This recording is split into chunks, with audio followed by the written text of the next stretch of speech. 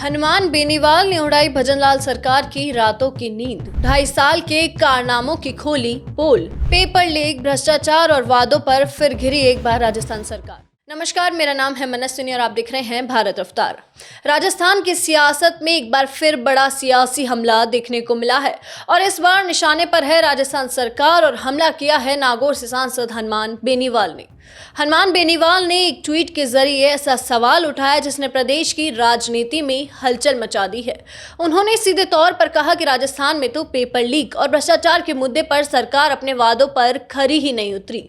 दरअसल आगामी दिनों में प्रधानमंत्री नरेंद्र मोदी का अजमेर दौरा प्रस्तावित बताया जा रहा है और इसी को लेकर हनुमान बेनीवाल ने उन्हें याद दिलाया कि 2023 के विधानसभा चुनाव से पहले पेपर लीक माफियाओं के खिलाफ सख्त कार्रवाई का बड़ा वादा किया गया था। लेकिन अब सवाल ये उठ रहा है कि आखिर उस वादे का क्या हुआ। बेनीवाल ने कहा कि राजस्थान में बार बार सामने आए पेपर लीक के मामलों ने लाखों युवाओं के भविष्य को प्रभावित किया है और युवाओं का भरोसा इस व्यवस्था से अब टूट चुका है और यही वजह थी कि युवाओं ने बदलाव की उम्मीद से बीजेपी की सरकार पर भरोसा किया था। आपको बता दें कि उस समय प्रधानमंत्री नरेंद्र मोदी और गृह मंत्री अमित शाह ने राजस्थान लोक सेवा आयोग में सुधार और भर्ती प्रक्रिया को पारदर्शी बनाने का भरोसा दिलाया था। लेकिन अब हनुमान बेनीवाल का आरोप है कि ना तो आयोग में बड़े सुधार हुए, ना ही पेपर लीक के मामलों में बड़ी कार्रवाई दिखाई दे रही है। उन्होंने खास तौर पर राजस्थान लोक सेवा आयोग का जिक्र करते हुए कहा कि जिस जगह प्रधानमंत्री सभा करने वाले हैं वहीं से कुछ दूरी पर आरपीएससी का मुख्यालय है और वहीं से कई विवादित भर्तियों की चर्चा पूरे प्रदेश में होती रही है।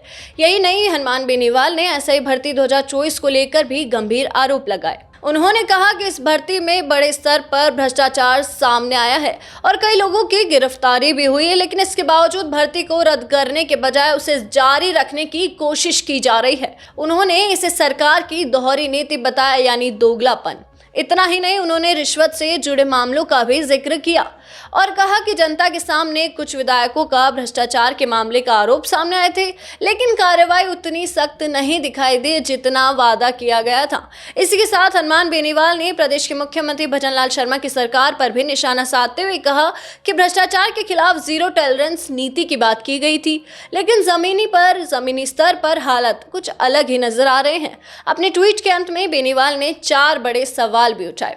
आखिर पेपर लीक मामले में बड़े आरोपियों पर सख्त कार्रवाई कब होगी? राजस्थान लोक सेवा आयोग के पुनर्गठन का रोड मैप कब आएगा? भ्रष्टाचार के आरोपों में घिरी नेताओं पर कार्रवाई कब होगी? और एसआई भर्ती 2021 पर केंद्र सरकार का स्पष्ट रुख क्या है? अब बेनीवाल के इस ट्वीट के बाद राजस्थान की राजनीति में बहस तेज हो गई है, क्योंकि ये मुद्दा सीधे युवाओं, नौकरियों और सरकार की साख से जुड़ा हुआ है।